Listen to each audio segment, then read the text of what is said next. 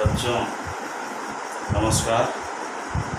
आज हम लोग नया अध्याय पढ़ेंगे और यह कविता है सबसे कठिन समय नहीं। इसके कवयित्री हैं जया जादवानी। इस कविता में बच्चों बताया गया है कि हमें कभी भी निराश नहीं होना चाहिए। ज़िंदगी में मुश्किलें आती हैं तो जाती भी। कहा गया कि ईश्वर एक द्वार बंद करता है तो दूसरा द्वार खोल देता है। किसी कवि ने लिखा है बच्चों कि जीवन क्या है, मस्ती है, निर्धर ही इसका पानी है, सुख दुख के दोनों तीरों से चल रहा राह मनमानी है। कब गिर के अंचल से किस घाटी से उतरा नीचे तो नदी बन जाता है। ये नदी बच्चों, ये जिंदगी है, ये नदी की धारा है और इसके दो तट हैं, एक सुख दूसरा दुख। तो कभी यह धारा दाएं तट से टकराती है, कभी बाएं तट से टकराती, कभी इधर जाती कभी उधर जाती, दोनों तटों को बारी बारी से छूती रहती है। तो ये जिंदगी भी है, कभी दुख आता है कभी सुख आता है। दुख न हो तो सुख का एहसास ही नहीं होता है, सुख का वैल्यू नहीं मालूम होगा। इस जिंदगी में दुख सुख दोनों अनिवार्य रूप से चलते रहते हैं बच्चों। ये प्रकृति का नियम है। चाहे कितना कोई भी बड़ा आदमी हो, उसके जीवन में दुख सुख होना रहता है और वह इसको भोगता है। कुछ उदाहरण इसमें प्रस्तुत किए हैं कवित्री ने। जैसे आंधी तूफान आता है और चिड़िया का घोंसला नष्ट हो जाता है तो चिड़िया उसको पकड़ के रोती नहीं है, चिड़िया पुनः घोंसले का निर्माण करती है और वह एक एक तिनका, एक एक लकड़ी का टुकड़ा छोटा छोटा पतला उठा करके जाती है पेड़ पर चोट से दबा करके और पुनः घोंसले का निर्माण करती है। दूसरा उदाहरण है बच्चों, जैसे आप बैठे हैं तो आपके सिर पर कुछ आता है तो आपका हाथ अनायास ऊपर चला जाएगा। उस वस्तु को रोकने के लिए, सहारा देने के लिए अनायास हाथ ऊपर आ जाएगा। और जैसे कई फंस गए हैं बच्चों, जैसे अभी चल रहा है कोरोना महामारी का, तो आज से पहले या अभी भी लोग जहाँ फंसे हैं जहाँ तहाँ तो निराश हैं कि कैसे घर पहुँचेंगे। लेकिन अभी भी कोई ना कोई उनको सहारा मिल जाता है। रेलगाड़ी आती है, कुछ लोग फ्लाइट से आते हैं तो अपने गंतव्य तक पहुँच जाते हैं, अपने घर पहुँच जाते हैं। तो ये भी एक दुख है। तो कुछ पल के लिए तो कुछ दिन के लिए तो सुख भी हुआ, अपने आए परिवार से मिले। अंतरिक्ष वजह से इस जीवन से पार, इस संसार से पार दूसरे लोक में लोग जाते हैं, दूसरे देश में जाते हैं वहाँ की खोज खबर लाने के लिए। वहाँ कुछ हो जाता है, कुछ लोग मिसहैपनिंग हो जाती है, कुछ लोग की मृत्यु हो जाती है, तो इससे निराश होने की बात नहीं है। कुछ लोग जो बचे रहते हैं वहाँ के लोगों की खोज खबर लाते हैं बच्चों। कई उदाहरण, एक और उदाहरण इससे प्रस्तुत किया गया है। बूढ़ी नानी है, दादी है। जब से समाज बना है तब से बूढ़ी नानी छोटे छोटे बच्चों को कहानियाँ सुनाती हैं, कछुआ की कहानी सुनाती है, राजा रानी की कहानी सुनाती है। तो कहानी वो खत्म नहीं हो जाती, आज भी कहानी चल रही है।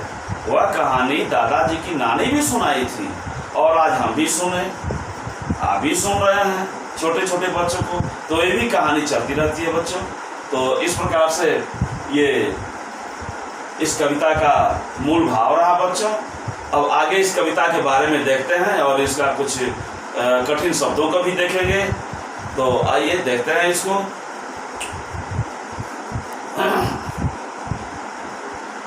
बच्चों देखिए, इस कविता का पहला बंद है। बंद यह है कि इसके जो शब्द हैं कठिन, उसको कॉपी में आप लिख लीजिए, मैं बता रहा हूँ। आप भी दबा है, दबा यानी चिड़िया की चोंच में दबा है। तो दबा है, चिड़िया की चोंच में दबा है, वो तिनका दबा है। तिनका घास का छोटा टुकड़ा। तिनका का अर्थ है घास का सूखा हुआ छोटा टुकड़ा, तिनका। झरती, झरती यानी झरना, ऊपर से जो गिरता है, जो पेड़ों के नीचे से, पेड़ों के ऊपर से नीचे जो गिरता है, उसके लिए झरती आया, यानी झरना, झड़ रहा है।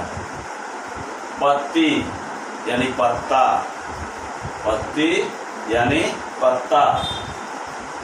थामने, पकड़ने यानी सहारा देने, उसको रोकने के लिए, थामने, रोकने के लिए, रोकने के लिए। तो बच्चों देखिए, कवित्री निराश लोगों के लिए प्रेरणा देती हैं। यह कविता पूरी प्रेरणादायक है, बड़ी मार्मिक विचार हैं इसमें, हृदय स्पर्शी हैं, मन को छूने वाला है, सबको सचेतन करने वाला है। नहीं, यह सबसे कठिन समय नहीं। कवित्री का कहना है कि यह सबसे कठिन समय नहीं है। जो आपके सामने बाधा मुसीबत है जिंदगी में आई हुई, सो कठिन नहीं है। कठिन का होता है मुश्किल, बच्चों, कठिन का होता है मुश्किल। यह सबसे मुश्किल नहीं है, इससे घबराने की बात नहीं है, इसका भी उपचार है। नहीं, यह सबसे कठिन समय नहीं, यह सबसे मुश्किल समय नहीं है, घबराने की आवश्यकता नहीं है। उदाहरण के तौर पर प्रस्तुत है, अभी भी दबा है चिड़िया की चोंच में तिनका। कहते हैं कि जब घोंसला चिड़िया का नष्ट हो गया आंधी तूफान में, तो इससे परेशान नहीं है, वह निराश हताश नहीं हो गई है। जब व्यक्ति को निराशा हताशा होती है तो जिंदगी समाप्त करने के चक्कर में पड़ता है, लेकिन प्रकृति या कोई सहयोगी अवश्य हो जाता है। अभी भी दबा है चिड़िया की चोंच में तिनका और वह उड़ने की तैयारी में है। वाह, क्या लिखा कवित्री ने, उड़ने की तैयारी में है। चिड़िया अपने चोंच में तिनका दबाकर और अपने घोंसले को निर्माण करने के लिए तैयारी में है। दबा लिए, तिनके को चोंच में दबा लिया है और उड़ने की तैयारी में है। तो क्यों तैयारी में है? इस तिनके से, मुख्य बात है बच्चों, ये तिनका, तो इस तिनके से चिड़िया क्या करेगी?